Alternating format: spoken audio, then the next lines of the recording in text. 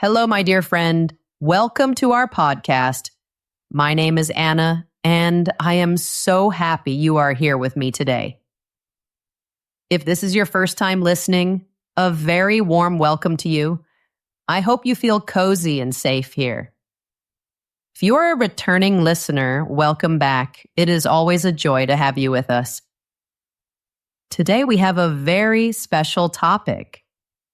We will talk about 10 things you can improve every day. Just small things, simple things. But these small things can make your life much better. They can make your life more beautiful and more full of joy. Thank you so much for choosing to spend your time with me. It means a lot. If you enjoy our time together, please think about following or subscribing. It helps our little community grow, and it helps other English learners find us. Just a small click can make a big difference. I am always curious. Where are you listening from today? Are you in Bangladesh or India? Maybe you are in Brazil or in Europe. Please let me know in the comments. I love to see where our friends are in the world. Okay, are you ready? Let's take a deep breath together. Let's begin. Before we start, I want you to imagine something. Imagine your life is a big, empty painting, a white canvas, and every single day, you are the artist. You hold the paintbrush, you choose the colors. Today is a new day. It is a fresh, clean canvas. The only question is, what will you paint today? Will you paint a beautiful picture? A picture of success and happiness?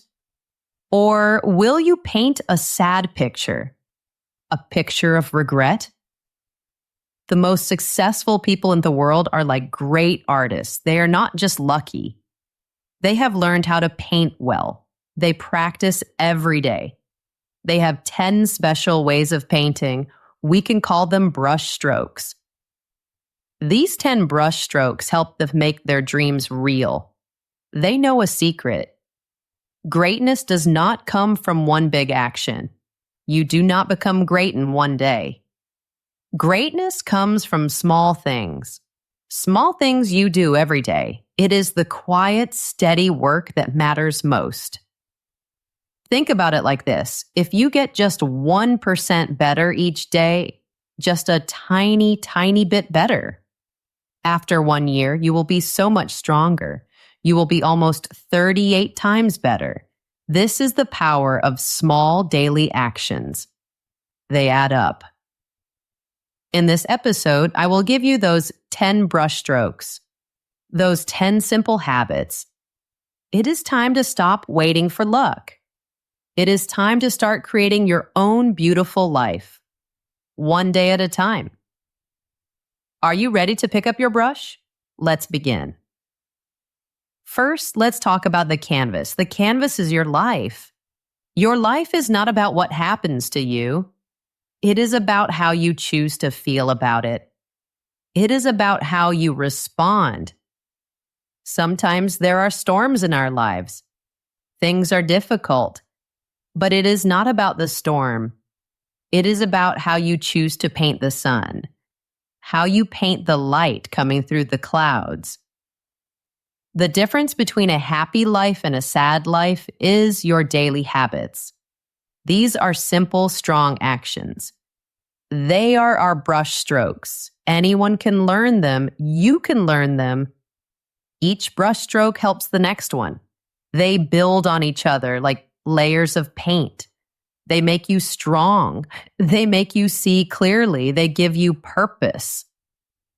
Success is not about a big flash of light. It is not about waiting for a perfect moment. It is about the patient, daily work, adding a little color here, fixing a line there, stepping back to see the whole picture. And this is not just a nice idea. It is science. Science shows us something amazing. When you do something again and again, your brain changes. It makes new paths. This helps you learn new habits. It changes who you are. Small choices made every day can change your whole life. These 10 brush strokes are your guide. Forget about becoming successful overnight. Forget about luck. Today, we will focus on the art of living. Let's begin with the first color you choose, the color you see the world with. Section 1, brushstroke number 1, your happy attitude. The first brushstroke is your attitude. This is the most important one. Before you paint anything, you must choose your colors. Will your painting be dark? Will you use gray and black colors of sadness and doubt? Or will your painting be bright?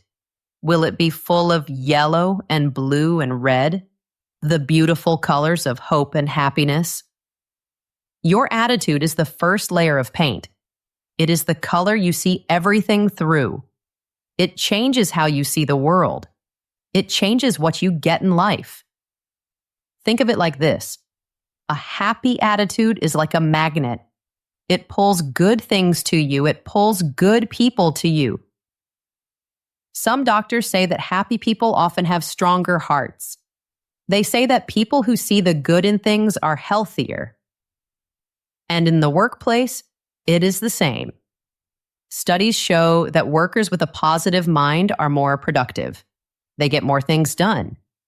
Being happy is not just a feeling. It is a secret power. On the other side, a bad attitude pushes things away. It pushes good people away. It pushes good chances away. If you always think bad things will happen, you will start to only see bad things. It becomes true because you believe it. So, how do you paint with a happy attitude every day? How do you choose your bright colors? First, take care of your mind. Start your day with thanks. This is called gratitude. Every morning, before the day becomes busy, take 3 minutes. Just 3 minutes. Write down 3 things you are thankful for, but do not just write the words. Try to feel the thankfulness in your heart. Maybe you are thankful for the warm sun. Maybe you are thankful for your comfortable bed. Maybe you are thankful for a delicious cup of coffee. This small action changes your brain. It helps your brain see all the good things you have, not the things you don't have. It helps you see that your life is full of good things. Second, learn to see things in a new way. This is called reframing. When something bad happens, maybe you miss a bus, or you have a difficult conversation, do not see it as a failure. Do not think, I am a failure. Instead, see it as a lesson. Ask yourself a question. What is this teaching me? How can I use this to be better tomorrow? This is not about ignoring the bad thing. It is about finding the good lesson inside it. For example, let's say you bake a cake and the cake gets burned. You can feel sad. You can think, I am a bad cook. That is the dark color. Or you can reframe. You can think, okay, the oven was too hot. Next time, I will know better. This burned cake is my teacher. You found the lesson. You are ready to be better next time.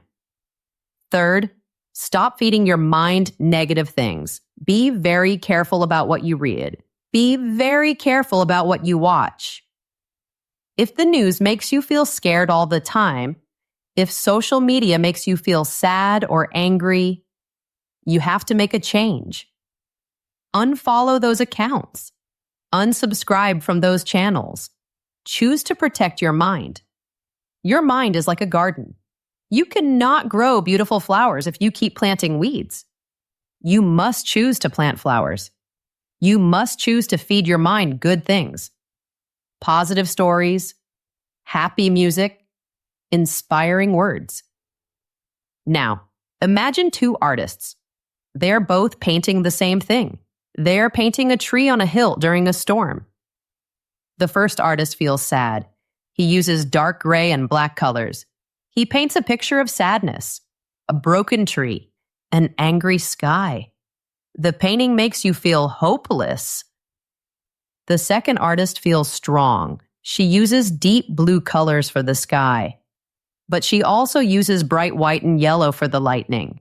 She paints a picture of strength, a strong tree. Its roots are deep in the ground. The lightning makes the tree look powerful.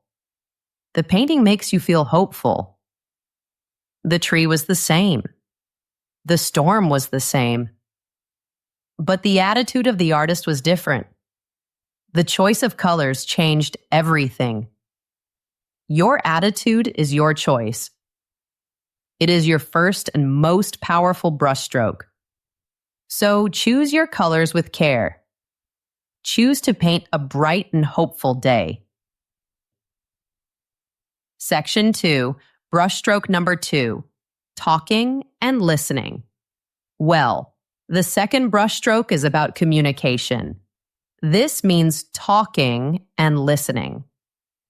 If your attitude is your color palette, then communication is how you use the brush. It is your skill.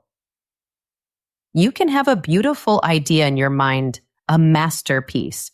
But if your hand is shaking, if you cannot put the paint on the canvas clearly, the masterpiece will stay inside you. No one will see it. Today, being good at communication is very, very important. It is not a small skill. It is a big power. Some studies show that bad communication at work costs companies a lot of money. A very, very large amount of money. This means that talking and listening well is important for your job. Your technical skills can help you get a job, but your communication skills will help you grow in that job. They decide how high you can go. Good communication has two parts, like two sides of a coin. One side is talking. It is about sharing your ideas clearly. It is about speaking with confidence. But it is more than just words. It is about telling a story. It is about helping people feel what you are saying. People who are good at this become leaders because they can make other people feel excited and ready to act. But there is another side, a side that we often forget.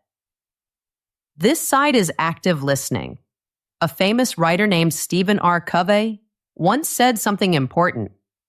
He said, "Most people do not listen to understand. They listen to reply." This means we are often just waiting for our turn to talk. We are not really hearing the other person. Master communicators do the opposite. They listen with all their attention. They are very curious.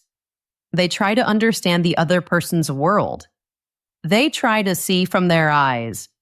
They do this before they try to say their own idea. This kind of listening builds trust. It stops arguments. It helps people work together in a beautiful way.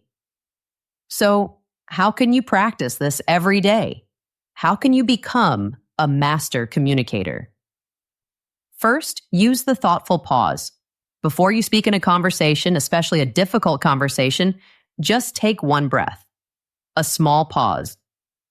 And in that pause, ask yourself, am I trying to understand this person or am I just waiting to speak? This one simple habit can change everything. It can turn an argument into a conversation. It can turn a fight into a dance. Let's imagine your friend is sad. Your friend says, "I had a bad day at work." You want to reply quickly. You want to say, "Oh, my day was bad too." But wait. Use the thoughtful pause. Breathe and ask yourself, am I trying to understand my friend? Maybe then you will say something different. Maybe you will say, "I'm sorry to hear that. What happened?" Now you are listening to understand. You are creating a space for your friend to share. Second, become a student of questions. Instead of always making statements, ask good questions. Ask open-ended questions. These are questions that need more than a yes or no answer. For example, instead of saying, "That is a bad idea," try asking, "Can you tell me more about your idea? I want to understand how you see it." This invites people to share with you. It does not create a wall. It builds a bridge. Third, practice summarizing. This means you say back what you heard in your own words. In your next important conversation, try this. Say something like, "Okay, so what I am hearing you say is your main worry is about the deadline. Is that right?" This does two wonderful things. First, it makes sure you really understood. Second, it makes the other person feel amazing. They feel heard, they feel respected, they feel seen. Think about a painter who is painting a person, a portrait. If the painter only paints what he thinks, he will never show who the person really is. The painting will be flat.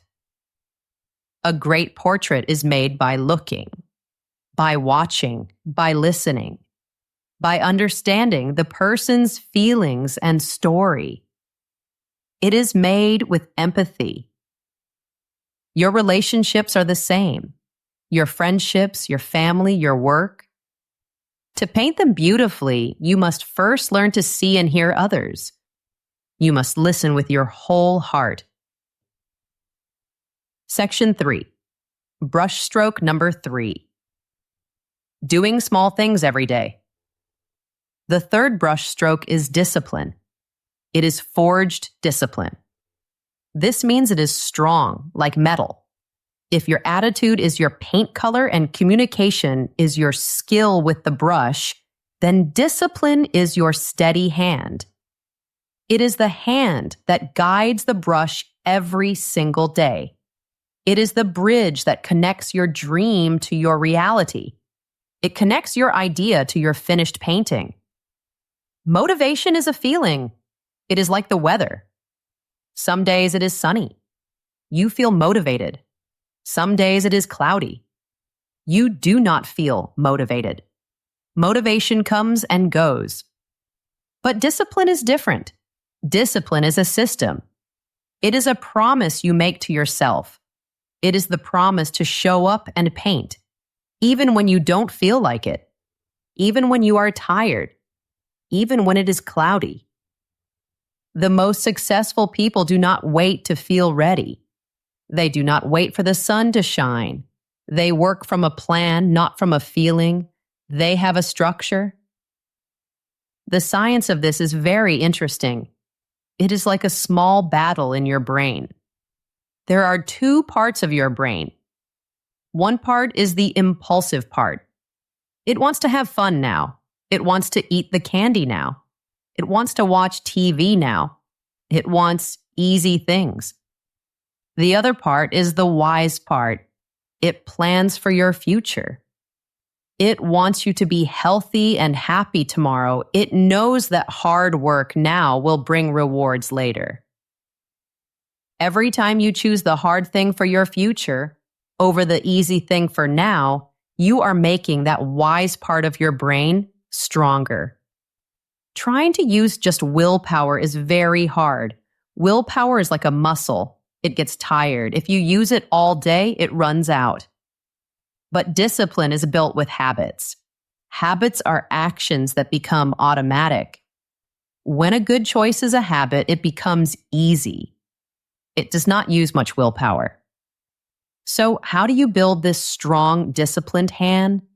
How do you make good habits automatic? First, win the first hour of your day. The first hour when you wake up is very special. That hour is for you. It is not for the world. It is not for your phone. It is not for emails. Do not start your day by reacting. Do not start by looking at what other people want from you. Start your day with purpose. Do one small thing that is just for you. An act of discipline. Maybe a 15-minute walk. Maybe 10 minutes of quiet meditation. Maybe writing down your 3 most important tasks for the day. This small win gives you energy. It makes you feel strong. It sets the feeling for the whole day. Your day becomes about your choices, not other people's needs. Second, practice voluntary discomfort. This sounds strange, but it is very powerful. It means you choose to do something a little bit hard every day, something that is safe but uncomfortable. For example, take a cold shower for 1 minute, just a 1 minute. It feels hard, but then you feel amazing. Or do one more push-up at the gym. When your body says stop, you do just one more. Or make that phone call you're afraid to make. Do it first thing in the morning. Every time you choose to do a small, hard thing, you teach your brain a lesson. You teach your brain, I can handle hard things. I am strong. This makes you more resilient. It makes you ready for the big challenges in life. Third, change your space to help you succeed. Discipline is not about having super strong willpower. It is about needing less willpower. Make good habits easy, make bad habits hard.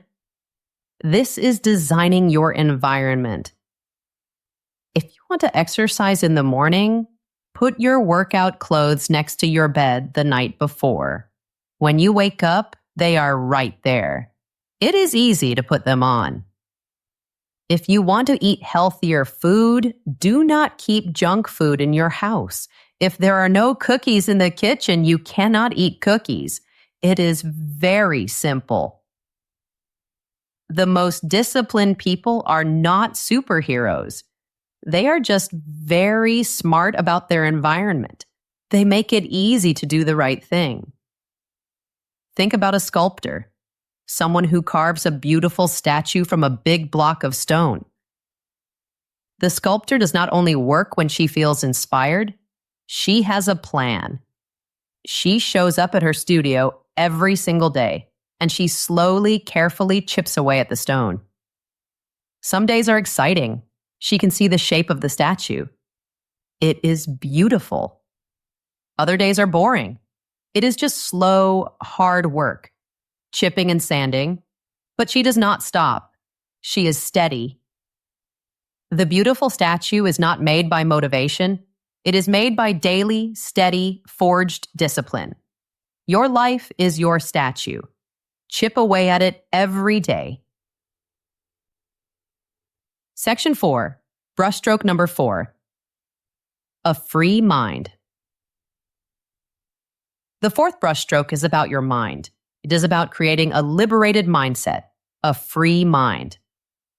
This is where you, the artist, look at the invisible walls around you. You cannot see these walls, but you can feel them.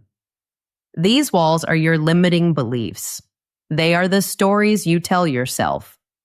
Stories about what you can do and what you cannot do. So many people are trapped. They are not trapped by their life situation. They are trapped in a prison inside their own mind. You can have the best paints. You can have the steadiest hand. But if you believe you cannot paint a masterpiece, you will secretly ruin your own painting. You will make mistakes on purpose without even knowing it. Limiting beliefs are very sneaky. They feel like the truth. They sound like facts. Maybe you tell yourself, I am not a leader. I am just not good with money. I don't have talent like other people. It's too late for me to start. These stories feel true, but they are not. They are just old ideas that you learned. When you believe these stories, you stop trying. You think, why try? I will only fail.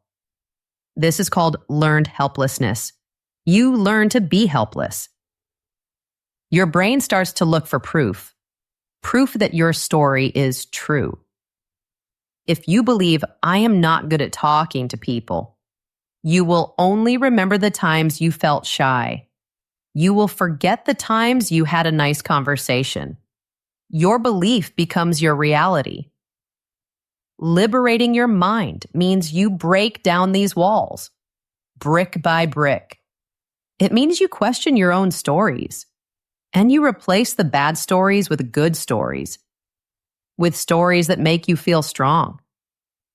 Think about famous, successful people like Oprah Winfrey or Serena Williams. They did not have easy lives. They had many, many problems, but they believed in themselves. Their belief was stronger than any wall. Their belief was stronger than any bad story. So, how do you use this brushstroke every day? How do you free your mind? First, become a belief detective. A detective looks for clues. You need to look for clues in your own mind. Listen to the words you say to yourself. Notice when you think, I can't, or I'm not, or I will never. When you catch one of these thoughts, stop. Challenge it. Ask it some questions. Is this 100% true? Is there any time in my life when this was not true? Even a very small time? For example, you think, I am always late. Is that 100% true? Were you ever on time for anything? A movie? A doctor's appointment? Yes. Then the story, I am always late, is not true. It is just a habit. And habits can change. Then ask another question. What could I do if I did not believe this story? If you did not believe you were always late, what would be possible? Maybe you would apply for that job. Maybe you would feel more relaxed. This helps the story lose its power over you. Second, practice acting as if. This means you act like the person you want to be. You do this now, not later. If you want to be a confident person, do not wait until you feel confident. That day may never come. Act as if you are confident right now. How would a confident person stand? Stand that way, taller, with your shoulders back. How would a confident person speak? More slowly, more clearly. Speak that way. This is not about being fake. It is about teaching your brain something new. You are giving your brain new instructions. When you act the part, your brain starts to build the paths to make it real. Your feelings will follow your actions. Third, create good, strong sentences about yourself. These are called affirmations. This is not just repeating empty words. You need to find sentences that fight your specific bad stories. If your limiting belief is, I am not smart enough, your affirmation could be, I am learning and growing every day. I am smart and capable. If your belief is, I don't deserve success, your affirmation could be, I offer good things to the world, and I deserve good things in return. Write your affirmation on a small piece of paper. Put it on your bathroom mirror. Put it on your computer. Say it out loud. Say it with feeling. Believe it. You are rewriting the old broken program in your mind. You are installing a new powerful program, a program of freedom. Think of an artist. Imagine this artist was told as a child, you can only paint with the color blue. So his whole life, he only uses blue paint. His world is only blue. He makes blue paintings. Some are beautiful, but they are all just blue. Then one day someone asks him, have you ever tried yellow? What about red? Suddenly his mind opens. A whole world of colors available. Red, yellow, green, purple. He can paint sunsets. He can paint flowers. He can paint anything. His world is full of new possibilities. Your beliefs are your palette. They are your box of colors. By challenging your limiting beliefs, you give yourself permission to paint with all the colors. You give yourself permission to create a vibrant, colorful masterpiece. Section 5. Brushstroke number 5. Using your time well. The fifth brushstroke is about time. It is the stroke of precise time. This is how you manage your most special resource. Time is not like money. You can always make more money, but you can never, ever get back 1 minute that is gone. Time is precious. A successful artist does not just throw paint at the canvas. She is careful. She is intentional. She knows that her best work is done when she is focused, when no one is bothering her. Managing your time is not about being busy all the time. Busy does not mean important. Managing your time means you are effective. It means you do the right things.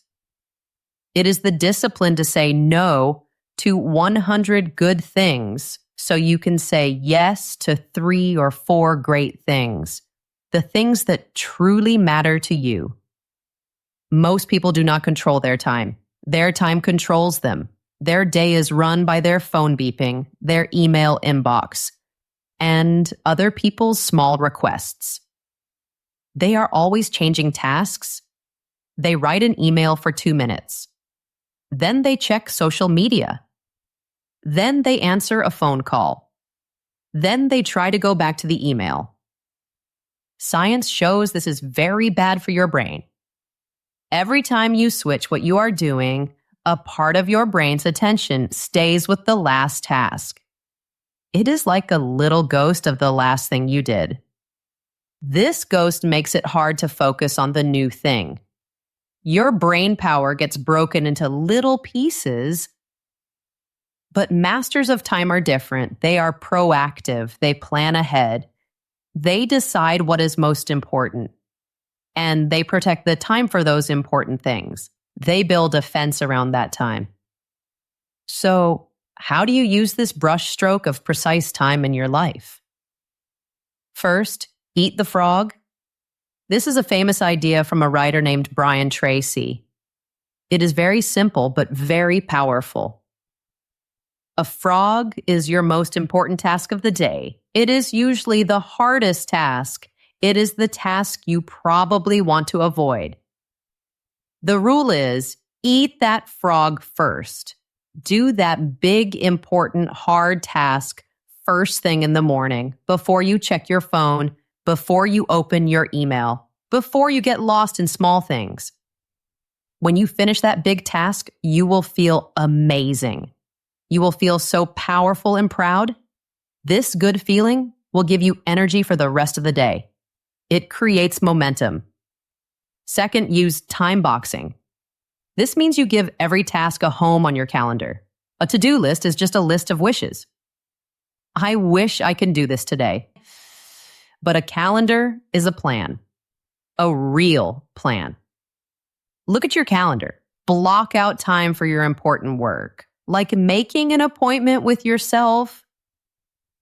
For example, you can block 90 minutes from 9 o'clock to 10:30 a.m. You can write, work on my project.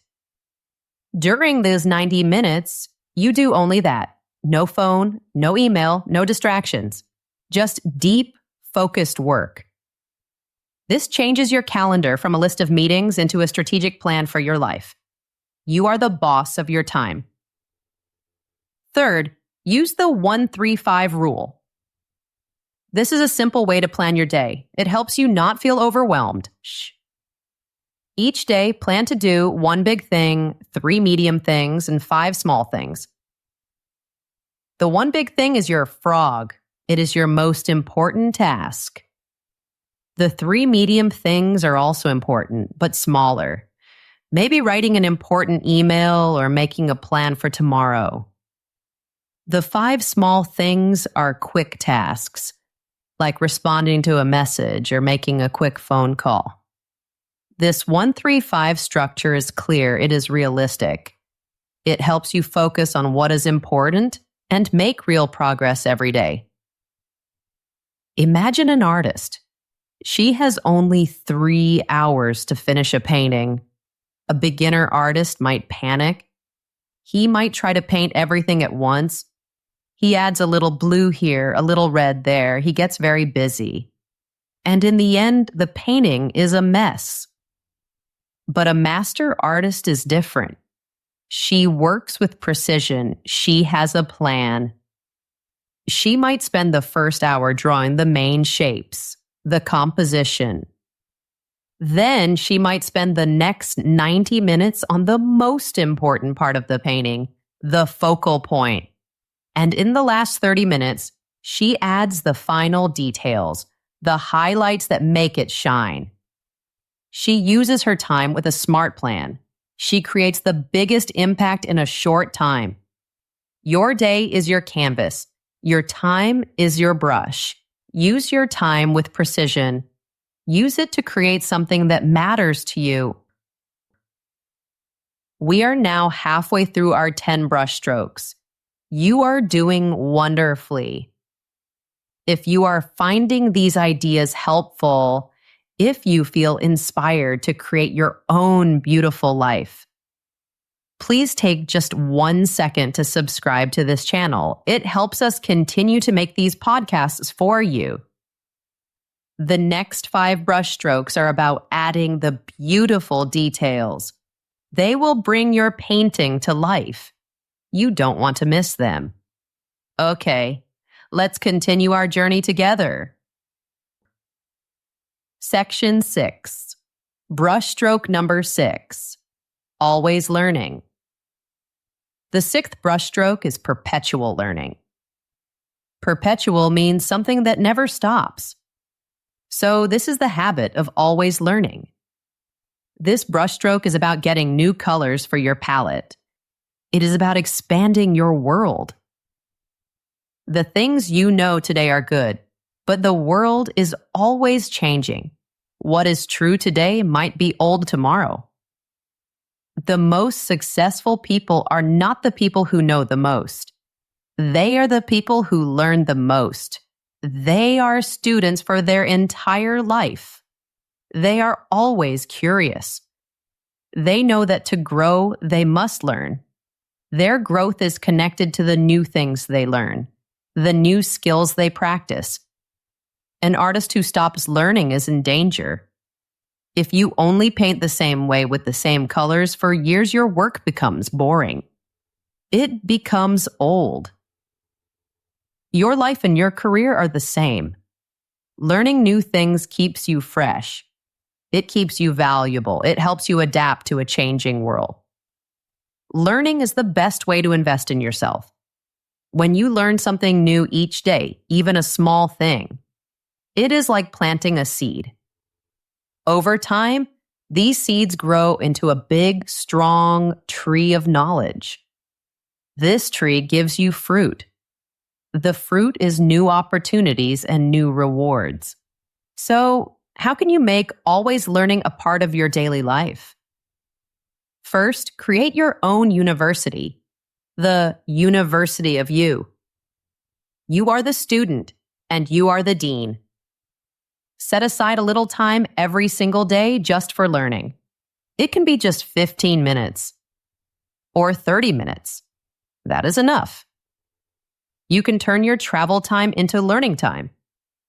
If you take a bus or train to work, listen to an educational podcast or an audiobook. In the evening, instead of watching 30 minutes of TV, read a book that makes you think. Read a book about a new topic. Think about this. 30 minutes of learning a day is more than 180 hours in a year. That is like 4 full weeks of work. Imagine having an extra month every year just to learn. The result of this small habit is huge. Second, do not just consume. You must also create. This means learning is not a passive activity like watching TV. True learning is active. You must engage with the information. You must do something with it. After you read a chapter of a book, take just 2 minutes. Write down the most important ideas and write down one way you can use this idea in your own life. When you learn a new idea, try to explain it to a friend or just explain it out loud to yourself. When you teach something, your brain has to understand it very clearly. This locks the information deep in your memory. Third, learn about many different things. Do not only learn about your job, that is important, of course, but you should also be curious about other fields. Study a little bit of psychology, the study of the mind, study history, study science. New and great ideas often come from connecting two different fields. For example, an artist who understands science can make amazing sculptures. A business leader who understands psychology can build a happy, motivated team. When you learn about many different things, you get a special box of tools. You can solve problems in new and creative ways. Imagine a painter. She is very good at painting landscapes. Then one day she decides to learn about sculpture. Then she learns about architecture, how to design buildings. Then she learns about light and optics. Now, this person is not just a painter, she is a creator. She can make amazing art installations. She can design buildings that are full of light. Her promise to always be learning changed her. It turned her from a good technician into a great visionary. Your mind is the same. Keep it open, keep it curious, never, ever stop learning. Section 7. Brushstroke number 7, being free with money. The seventh brushstroke is about money. It is financial sovereignty. Sovereignty means you are the king or queen. You have the power. So this means you are the ruler of your money. This brushstroke gives you, the artist, the best kind of freedom. The freedom to create your art without being scared, without being desperate. Being good with money is not about becoming very rich so you can stop working. No, it is about building a strong, stable floor under your feet.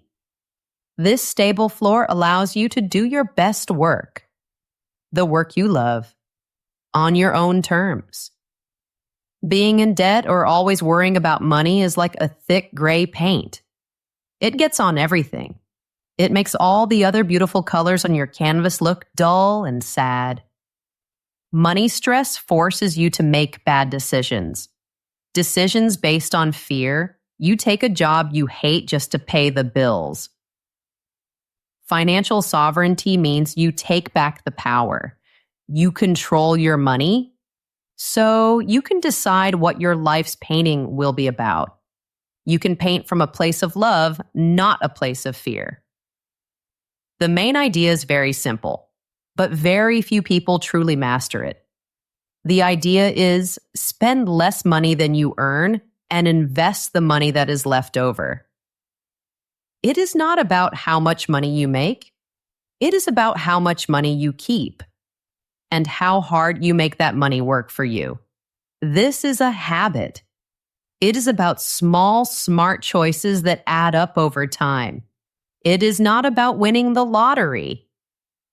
So how do you use this powerful brushstroke in your life? How do you become the ruler of your money? First, you must track your spending. Every day, you must know where your money is going. This is the first step. You cannot skip it. You can use an app on your phone or a simple notebook and a pen. Write down every dollar, every yen, every euro you spend. This is not to make you feel bad. It is not about judging yourself. It is only about awareness. It is about turning on the light in a dark room. You cannot manage something if you do not measure it. This daily habit will show you your unconscious spending. The little things you buy without thinking, the little habits that are stealing your dreams. Second, automate your saving and investing. This means you make it happen automatically, like magic. The most important rule of money is pay yourself first. This means Before you pay your bills, before you buy groceries, you set aside some money for your future self. You can set up an automatic transfer with your bank. The day you get your salary, a part of it automatically moves. It moves from your main account to your savings account or to your investment account. Financial experts say this is one of the best ways to save money. Why? Because it does not use willpower. You don't have to remember to do it. You don't have to decide. It just happens. This makes sure your future is being taken care of before your daily desires can use up all your money. Third, you must have a plan to destroy your debt, especially high interest debt like from credit cards. This kind of debt is like a monster that eats your money. It is like trying to paint a beautiful picture on a canvas that is on fire. You must attack the debt with a clear plan. There are two popular plans. One is called the debt snowball. With this plan, you pay off your smallest debt first. When you pay it off, you feel a victory. This good feeling gives you momentum like a snowball rolling down a hill. Then you take all the money you were paying on that debt and you attack the next smallest debt. The other plan is called the debt avalanche. With this plan, you pay off the debt with the highest interest rate first. This plan saves you the most money in the long run. It does not matter which plan you choose. Just choose one and be serious about it. Every dollar you use to pay off debt is a dollar you're giving back to your future self. It is a bright, beautiful brushstroke on your painting of freedom. Think of two artists again. The first artist has a lot of debt. He has to take any job he can get. He paints advertisements that he thinks are ugly. He feels tired and uninspired. His creativity is in a cage. Now imagine the second artist. She has no debt. She has some savings. She can say no to projects she does not like. She can take a whole year to work on one special painting that she loves. She can create art from her heart, from a place of passion, not from a place of panic. This is the power of financial sovereignty. It is the brushstroke that buys you your freedom, your artistic integrity. Section 8. Brushstroke number 8. Growing every day. The 8th brushstroke is deliberate growth. Deliberate means you do it on purpose, with a plan. This is the journey of becoming a better you. It is the understanding that you, the artist, are the most important part of the painting. A better artist will always create better art. So this brushstroke is about making yourself better, sharpening your skills, refining your talents, and unlearning the old habits that do not help you anymore. This is the engine that will move you up in your life. Personal growth does not happen by accident. It is a choice. It is the choice to step outside your comfort zone, the small, cozy circle where everything feels easy. Growth only happens outside this circle. This requires you to have goals, but not just any goals, not just goals about what you want to have, but goals about who you want to become. For example, a goal could be, I want to write a book. This is an achievement goal. But a becoming goal is different. It would be, I want to become a disciplined writer. Do you see the difference? The goal is not just to get a promotion at work. The goal is to become a more effective leader and a better teammate. When you focus on becoming the person you want to be, the achievements will come naturally. So, how do you apply this brushstroke of deliberate growth every day? First, have clear written goals. Studies show that people who write their goals down are much more likely to achieve them. Writing makes it real. But do not just write down what you want to achieve. For each goal, write down the identity you want to have, the person you want to become. Instead of writing, I want to lose 10 kilograms. Write, I am a person who is healthy, strong, and full of energy. Then, under that, write down the small daily actions that this person would take. A healthy person would drink more water. A strong person would go for a walk. An energized person would get enough sleep. Now your daily actions are connected to the person you want to become. This is very powerful. Second, practice daily reflection. This means you look back at your day. At the end of each day, take 5 minutes. Just 5 minutes of quiet time. This is not a time to be angry at yourself. It is not for self-criticism. It is a time for self-coaching. You are being your own kind and wise coach. Ask yourself 3 simple questions. Question 1, what went well today? What did I do that I am proud of? Question 2, what did not go as I planned? Where did I struggle? Question 3, what will I do differently tomorrow? What one small change can I make to be better? This simple 5-minute habit builds self-awareness. You start to understand yourself better, and this is the key to making smart changes.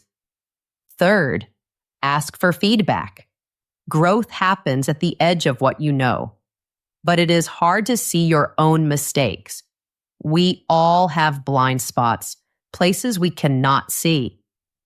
Make it a habit to ask people you trust for their ideas. A good friend, a kind boss, a mentor, ask for constructive feedback.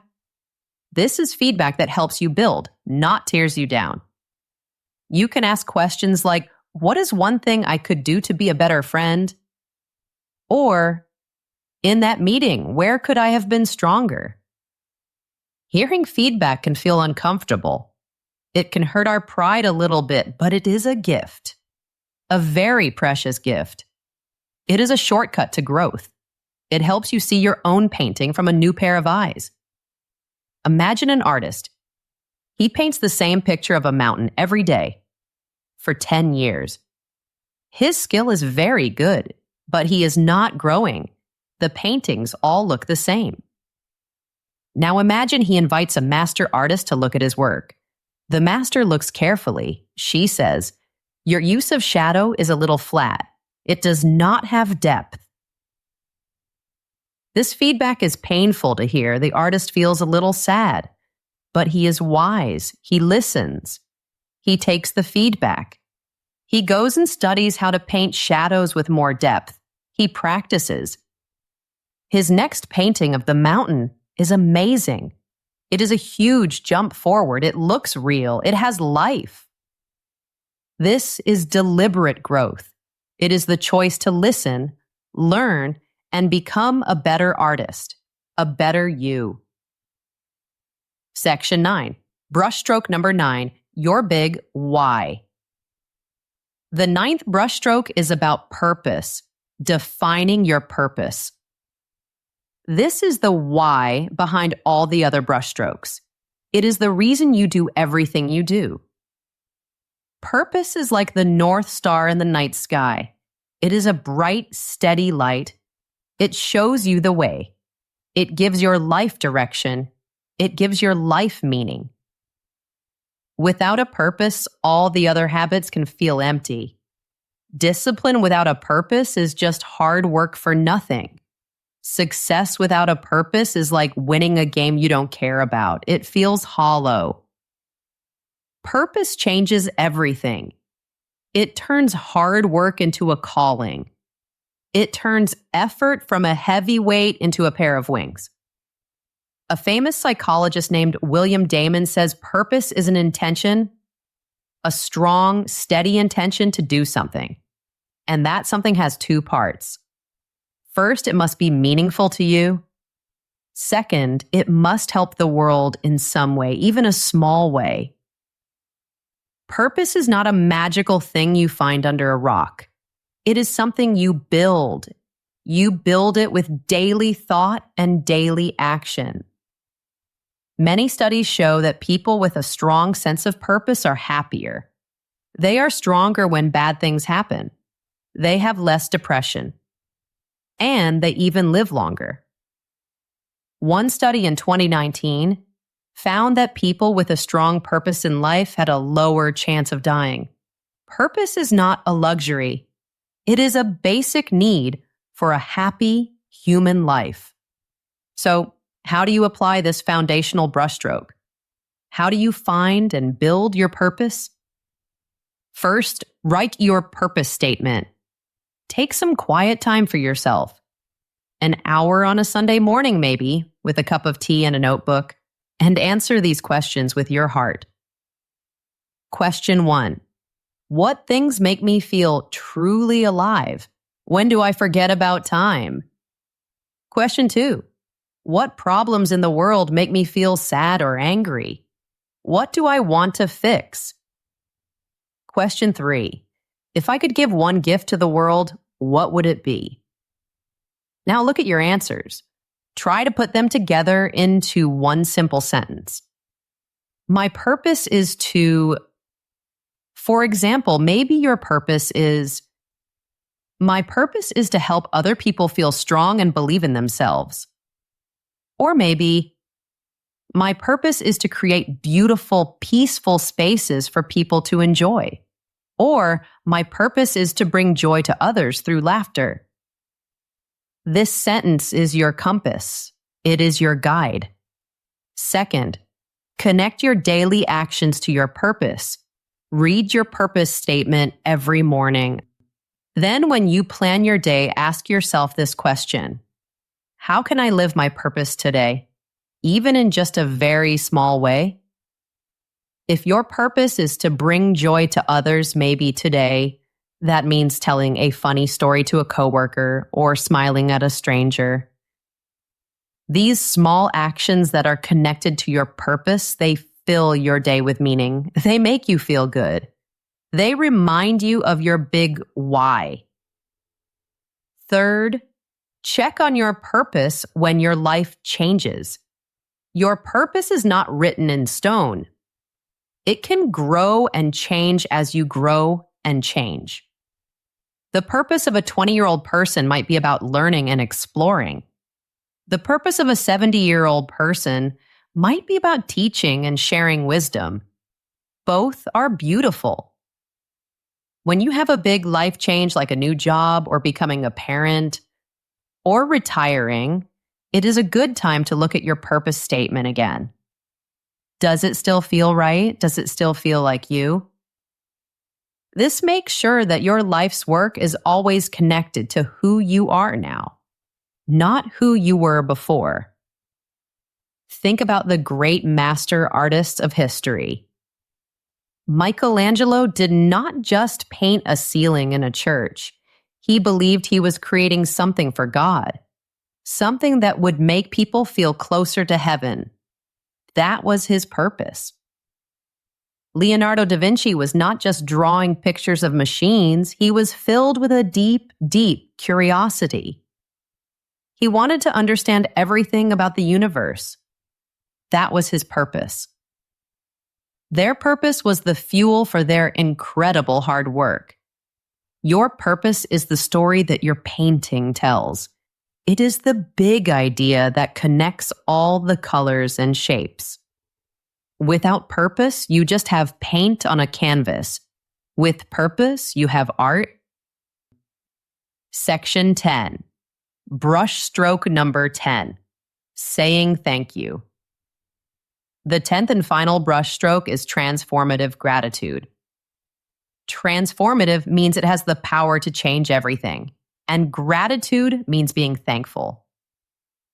This is the last layer of paint you put on your canvas. It is like a clear, shiny glaze. This glaze catches the light. It makes every color look brighter and richer. It brings the whole painting together. It makes it come alive.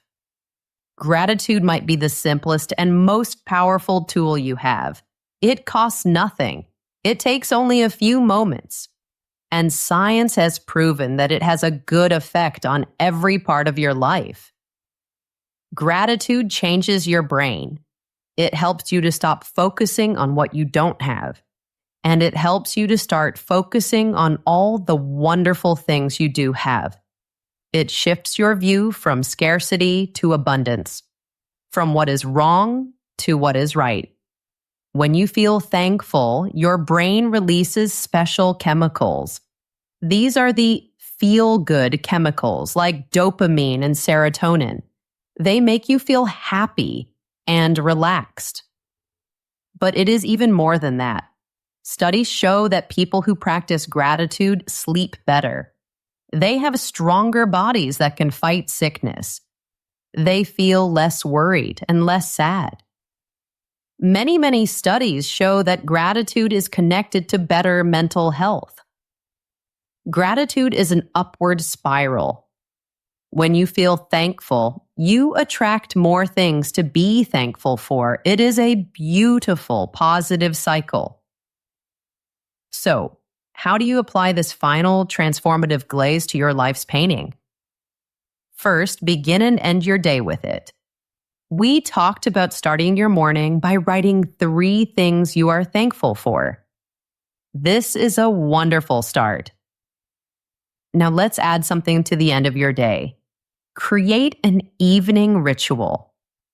Before you go to sleep, as your head rests on the pillow, think of one good thing that happened today. Just one thing. Maybe it was a delicious meal. Maybe it was a kind word from a friend. Maybe you saw a beautiful sunset. And then think of one person you are grateful for. This simple habit trains your brain to look for the good in your day. It calms your body and mind. It prepares you for a deep, restful sleep. Second, express your gratitude. Feeling thankful inside is good, but saying it out loud is even more powerful. It multiplies the good feeling. Make it a daily habit to thank someone. It can be very small. Send a text message to a friend saying, "Thank you for being in my life." Leave a good review online for a small coffee shop you love. Tell a family member, "I really appreciate it when you do that." Be specific. This makes your relationship stronger. It makes the other person feel good. And it creates ripples of positivity that spread out into the world. Third, practice being thankful for the hard times. This is the most advanced level of gratitude. It is the most difficult, but also the most rewarding. When you're in a difficult situation, a big challenge, ask yourself a brave question. What can I be thankful for in this moment? This is hard, but try to find something. Maybe you are thankful for the strength you are discovering inside yourself. Maybe you are thankful for the friends who are helping you, or maybe you are thankful for the important lesson this difficulty is teaching you. Finding gratitude in a storm is a kind of magic. It is emotional alchemy. It turns pain into wisdom. It turns darkness into light. Imagine your finished painting, your life's masterpiece. It is hanging in a dark room. You can't see it well. The colors look dark and sad. Gratitude is like turning on the lights in that room. Suddenly, everything changes. The reds are bright and passionate. The blues are deep and calm. You can see all the small, beautiful details.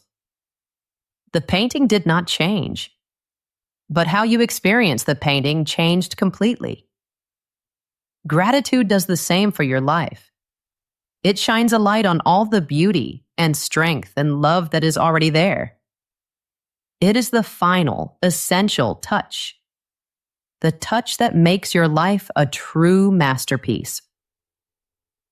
So we have walked through the 10 essential brushstrokes together. These are the 10 habits that can change your life. They can move you from a life of chance to a life of creation. These 10 strokes are not separate. They work together. They connect. They make each other stronger.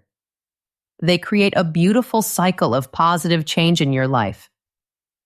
The canvas of your life is in front of you right now. It is fresh. It is clean. It is waiting for you. You are holding the brush. The power to create a masterpiece has always been in your hands. Remember, small, steady steps are the secret. Tiny, smart choices done every day will bring amazing results. A great masterpiece always begins with a single stroke. Just one. Your life is your message to the world. Make it a beautiful one. Make it an inspiring one. Now, I have a gentle question for you. Which of these 10 brush strokes will you start with tomorrow? What is the one stroke you will practice? The first step in painting your masterpiece. Please share your answer in the comments below. When you write it down, you make a promise to yourself. It is a powerful act. Share your journey. Let's create a beautiful community of artists. All of us painting our best lives together. One day at a time. Thank you so much for listening today. It was an honor to share this time with you. Keep learning, keep growing, and be kind to yourself. See you next time, my friend.